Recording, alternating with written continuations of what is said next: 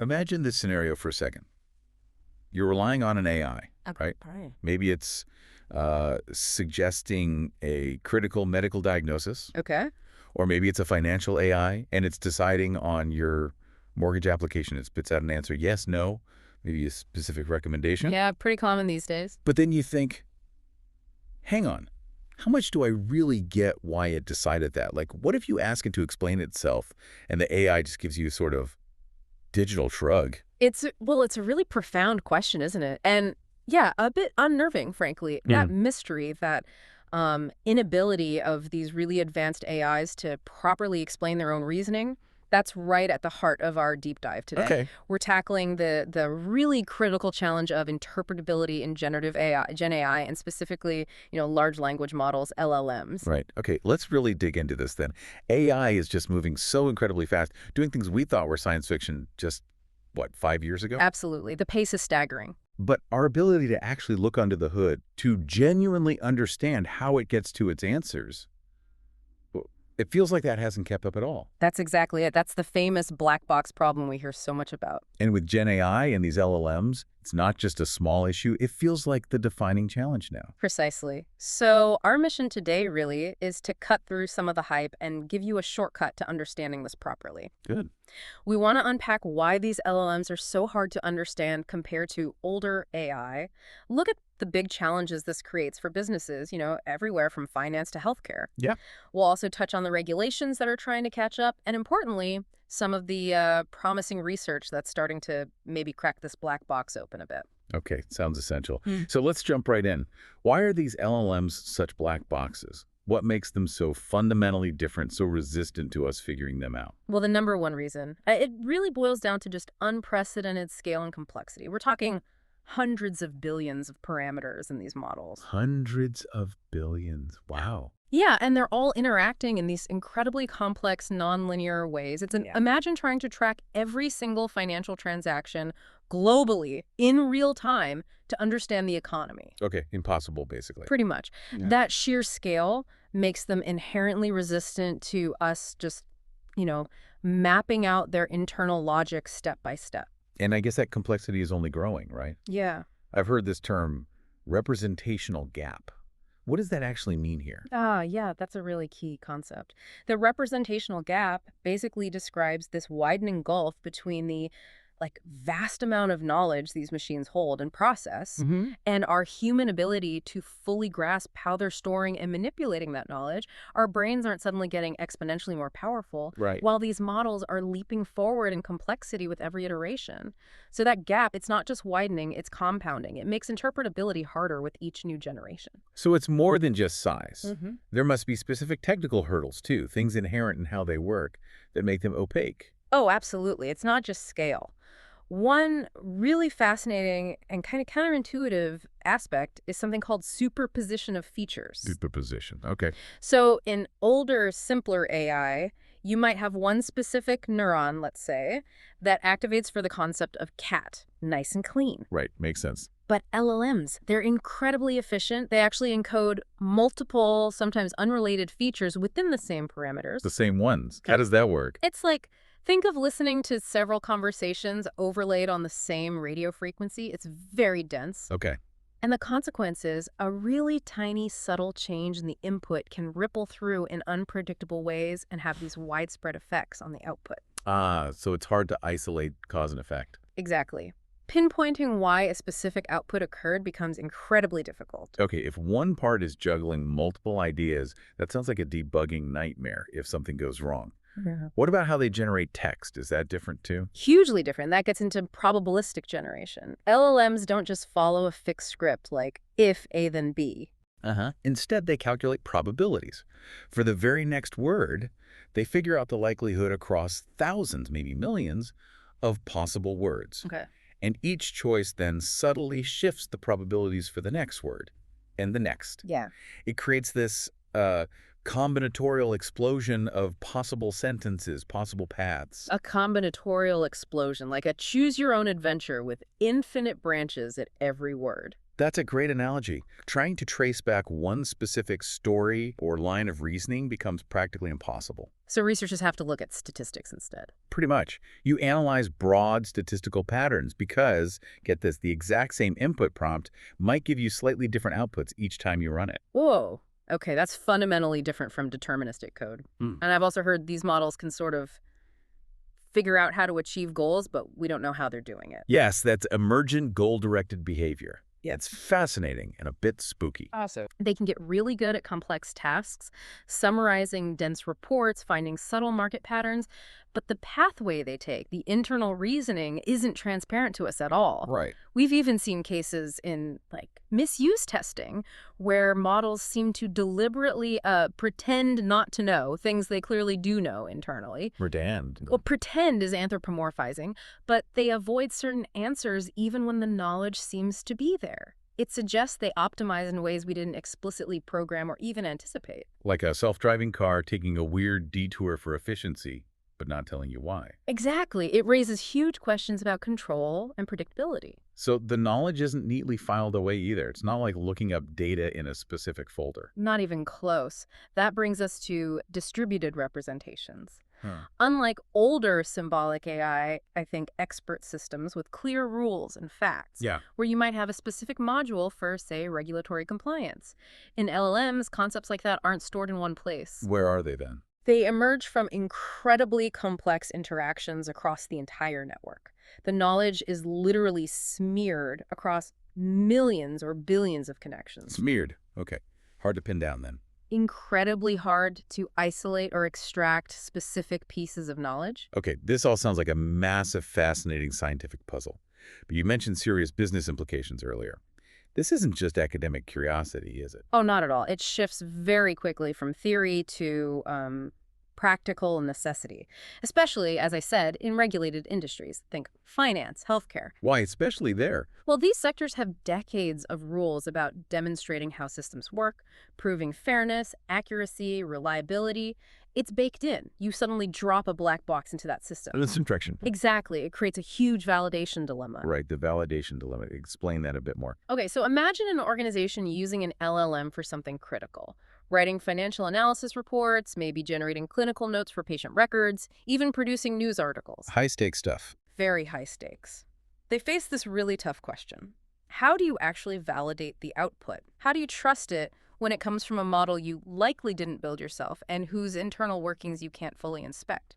That's a massive leap of faith. It really is, especially when you need to rely on it consistently and at scale. So what are the immediate, operational headaches when you don't have that interpretability? Well, several big ones. First, just output reliance. If you don't know how the model got to an answer, how can you confidently verify its accuracy? How do you spot subtle but important errors? Mhm. It makes proper validation incredibly difficult, which fundamentally undermines the reliability you need to scale these things into core business processes. You can't bet the farm on something you can't check. Okay, so reliability and scaling suffer. What about when things inevitably go wrong? AI isn't perfect. That's the second key impact. Solutioning for adverse outcomes. Mhm. Let's say you get a bad output. A loan decision seems biased. A medical recommendation is just plain wrong. Without interpretability, how do you diagnose the root cause? Was it biased training data? A flaw in the model's architecture? Maybe weak governance around its use? You're flying blind. Pretty much. And just as importantly, how do you confirm that any fix you do put in place actually solves the underlying problem, not just the symptom you saw in one test case? Right. Need to know the why. And finally, you mentioned the regulators again. Yes, the regulatory demonstration piece. That opacity, that black box nature, it makes the required AI model documentation exponentially harder. Exponentially. Think about it. You have to prove to financial authorities or the FDA or media watchdogs that your model works as intended and doesn't introduce unacceptable risks like bias or inaccuracy. And if you can't explain how it works, Then demonstrating compliance becomes a monumental, maybe impossible challenge. which logically brings us to that regulatory landscape. You mentioned finance has existing rules. How are they coping with Gen AI? Well, yeah. Banks, for instance, have had strict model risk management rules for ages. They have layers of checks, verification, testing, independent validation, ongoing monitoring. Standard practice for them. Right. But Gen AI throws a wrench in the works because they often can't scrutinize the foundation models they might be using, the core LLM, in the same way they could analyze an older statistical model they built in-house. But they still have to prove it's safe and sound. Exactly. They still need to demonstrate that the application, the AI-powered credit scorer or fraud detector, is fit for purpose, even with this less transparent component at its heart. It's a major adaptation challenge. So how are the rule makers, the regulators, adapting globally? We're seeing significant movement. The EU AI Act is probably the biggest headline. It's really the most comprehensive AI law we've seen so far. And it focuses on risk. Yes, it takes a risk-based approach. The higher the perceived risk of an AI application, think critical infrastructure, medical devices, employment screening, the stricter the requirements become. Including interpretability. Absolutely. Transparency, accountability, robustness, they're key pillars, especially for high-risk systems. Some parts are already kicking in, with the full rollout expected around August 2026. And this isn't just Europe, right? You mentioned others. Definitely not just Europe. The US FDA, for example, is actively developing detailed guidelines for AI and machine learning in medical devices, heavily emphasizing transparency and the ability to understand how they function. Makes sense for medical tech. And financial regulators pretty much everywhere are scrambling to update their guidance to specifically address the unique risks and characteristics of Gen AI. It's a global trend. So for businesses using or planning to use this tech, it sounds like they're at a crossroads. Proactive versus reactive. That really frames the critical choice perfectly. Do you get ahead of the curve? Do you establish robust governance frameworks now? Do you build partnerships with AI providers who prioritize transparency? Or do you wait? Wait for the ink to dry on all these complex regulations, wait for enforcement actions to start. Which sounds risky. The evidence strongly suggests waiting will mean much higher adaptation costs, potential fines, and serious disruption to your business if your AI practices aren't compliant.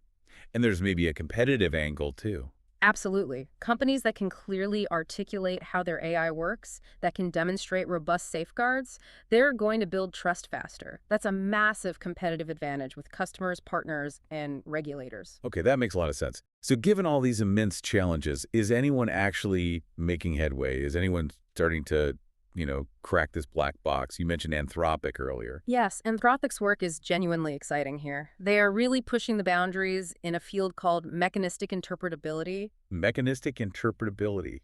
Sounds technical. It is, but the goal is simple, to actually understand the internal mechanisms of these AI models, not just treating them as black boxes where you only see inputs and outputs. Okay, so going inside, can you give us a concrete example? What have they actually found? One of their really striking findings involved mapping literally millions of internal features inside their model, Claude. Millions. Millions. And crucially, they were able to establish causal links between specific internal features and the model's actual behavior, its output. Causal links, like feature X causes behavior Y. Exactly. For instance, they identified an internal feature related to what they called sycophantic praise, basically, the model being overly complimentary or flattering. Okay, like a people-pleaser feature. Sort of. And the amazing part was, by identifying the specific internal feature, they could then artificially amplify it. Amplify it. Yeah, like turning up a dial just for that feature. And doing so caused Claude's responses, even to the same prompts, to shift dramatically from being nuanced to being excessively, almost comically flattering. Wow, so they found an internal control knob. Precisely. It demonstrates the potential for identifying these internal mechanisms and then intervening maybe to reduce harmful biases or mitigate unwanted behaviors like sycophancy. It's a potential pathway to safer, more controllable AI. That sounds incredibly powerful. What else are they working on? Another fascinating tool they developed is called defection probes. Defection probes, what do they detect? They're designed to identify potentially problematic behavior, like generating harmful content before it actually happens, with really high accuracy, over 99% in their tests. How? How can they predict it? They work by feeding the model carefully crafted inputs, prompts designed to potentially trigger concerning responses. Then they measure specific patterns of activation inside the model. Ah, internal signals again. Right. They found certain internal activation patterns that reliably predict whether the model is about to generate a harmful output, even if it hasn't done so yet on that specific prompt. So it's like an early warning system. Exactly. It gives you a chance to potentially intervene before the harmful output is generated. And it sounds like their approach isn't just the deep tech stuff either. No, it's broader. These technical breakthroughs go hand in hand with really comprehensive transparency initiatives. They publish detailed model cards documenting what their models can and can't do, their limitations. Wow. And they do systematic safety testing things like red teaming, where experts actively try to make the model misbehave, plus capability assessments and safety benchmarks. So building trust through openness, too. Exactly. It builds the kind of evaluation framework that regulators are starting to demand.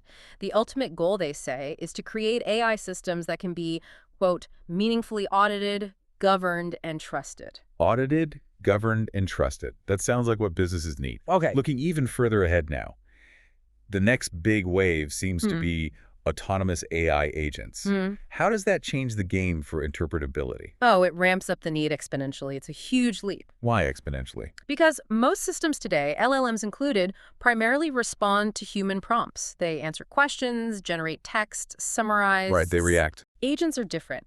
They're designed to be autonomous, to plan, reason, and act over extended periods with minimal human oversight. Act, like in the real world. Yes, executing complex workflows, interacting with other software systems, maybe even physical systems eventually, making consequential decisions independently. Okay, that is a profound shift from answering questions to actually doing things. Precisely. And when AI transitions from being an information source to being an action taker, managing your company's logistics, executing financial trades, running operational processes, Yeah, then understanding its decision-making isn't just nice to have. It becomes absolutely essential, non-negotiable, really. because the consequences of an error are so much higher. Exactly. If an AI agent managing your supply chain makes a bizarre decision, you have to be able to understand why it did that to fix it and prevent it from happening again.